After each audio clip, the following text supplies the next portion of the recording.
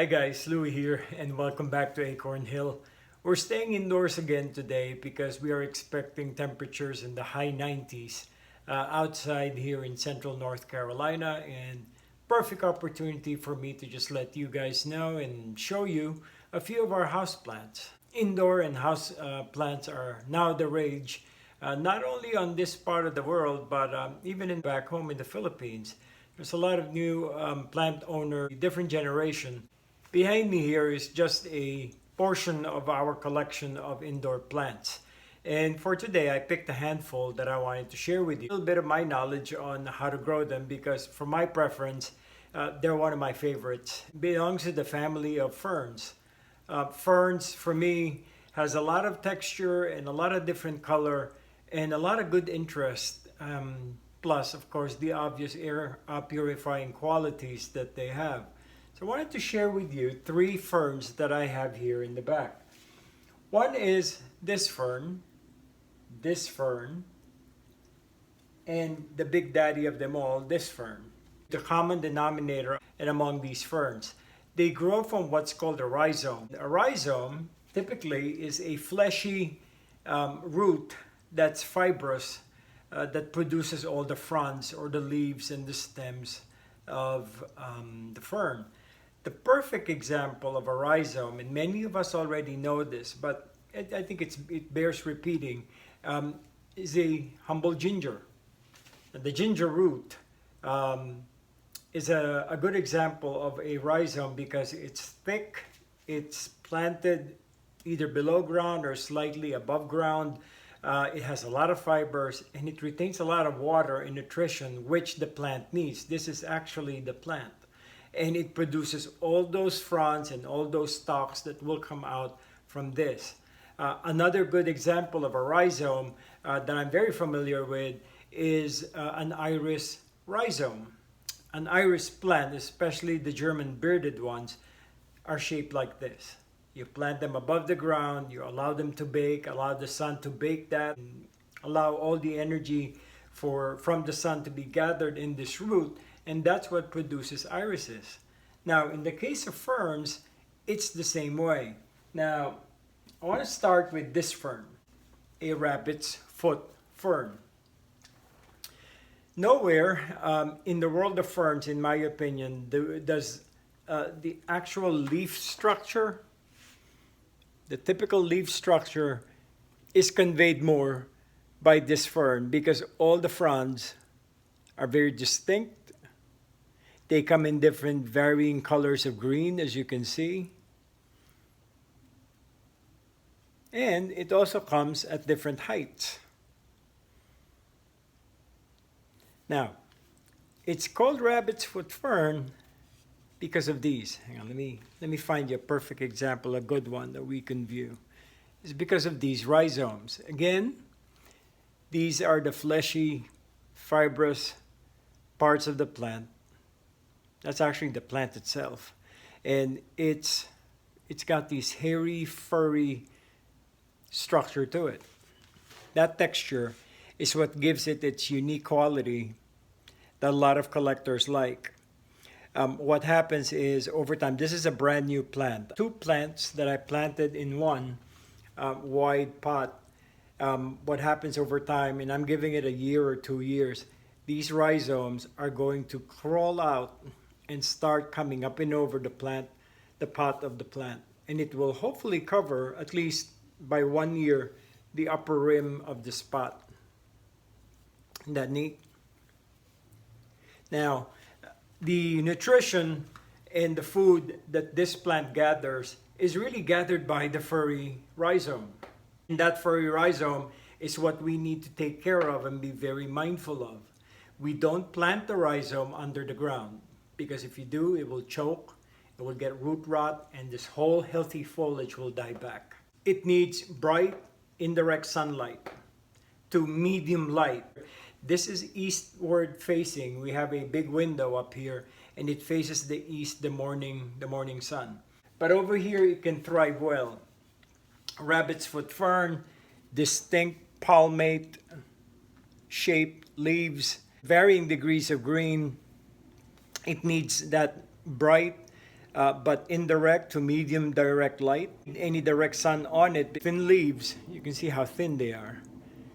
If they get caught by the sun, it will burn and will just die back. But when we water this, which is very important, we need to know this. Watering this, it needs a lot of misting on top. But when you try to squirt the water, don't squirt too much water into the soil. Squirt the water right over here on the rhizome. Now look at that small frond that just come up right from the rhizome. That's how they grow. That's how they will form all these fronds and will send up shoots and growth that will now form that canopy right over the top. I also place, just because I want to make sure I get proper insurance that it has the humidity, I place little saucers. See that plastic saucer right there? That's filled with water. And you never know, but it's just added insurance on my part that humidity will be properly supplied to this plant. A good plant to have. It now really looks like a pet, because now you can refer to it like a rabbit with all these future rhizomes that are going to grow up and over the top of the pot. And I like it in our collection. So that's the rabbit's foot fern. Another one that I want to give you a good primer on is what's called a blue star fern. Blue star fern has also, again, we like this because of the obvious distinct bluish, green, hazy, silvery color of the foliage. Now the foliage, there are three parts to the leaf. Now let me find you a good example. Oh, here's one, the biggest one of all. It almost looks like a bird's paw, a bird's claw. You get one big long leaf. On the bottom, you have two horizontal ones at the middle, where you see the vertical leaf coming up. There. Now, I think, and I could be corrected on this, I think this is one of those shapes that they call a palmate, because they can form almost similar to the structure of a hand. This is a three-finger palmate. But most of the fronds of ferns are typically on a palmate structure. They also grow from rhizome, and let me show you what the rhizome looks like. Unlike the ginger, or unlike the rabbit's foot fern, their rhizome are clumping in nature, furry, but they're also round, and they're clumping right there in the middle. That rhizome is, as you can see, where all the stems of the fronds and stems of the leaves come out of. Most of these grow on the side of trees and on riverbanks that have a fairly high humid environment. So that's what we are trying to provide for this particular fern. Again, I told you earlier, it has that silvery haze on top of the leaves. The leaf is supported by a very thin but very rigid stem. But since we are caring for it inside the home, what we want to have it is a made-up humid environment, where what I did was I have this vessel. It's a vintage milk glass that we have. I had some plastic tubing from the outside. These are just excess tubing, but you can use pebbles. You could use those glass marbles that you could get that they use for aquariums. And just put an inch of water right inside the vessel, and what you do is you place the pot right on top, making sure that the water is just below the bottom of the pot. That's just to lift it up and lift it off the moisture, but with the temperature inside the home, then it will create a microenvironment, a microclimate of humidity that will feed the rootlets and will feed the rhizome that's inside the pot. This is not deeply planted. Again, the rhizome is just at the top of the soil, And we water it. We squirt the water using a turkey baster with a syringe, and we insert that on the side of the pot, not in the middle of the pot. That'll be the kiss of death for this plant, and it will rot the rhizome, and it will slowly die back on you. Right there is where that rhizome is located. And you can see all these rigid but very thin stems emanating and emerging from that rhizome and growing upward. It's a good plant to have just for the foliage alone. We like this plant, and it's called the blue star fern. The big daddy of them all for us. Look at that fern. This one is called a kangaroo fern, and there might be several reasons as to why it's called a kangaroo fern. It could be from the shape of the leaves, could be that. It could be from the shape of the rhizome, which, by the way, since we're talking about it now, this is the rhizome. They are lanky, almost string bean, snake bean style roots that have all these fur that grow on it. Really good texture, isn't it? Dark green to light green, covered by blue, hairy substance, where these are the feeder roots.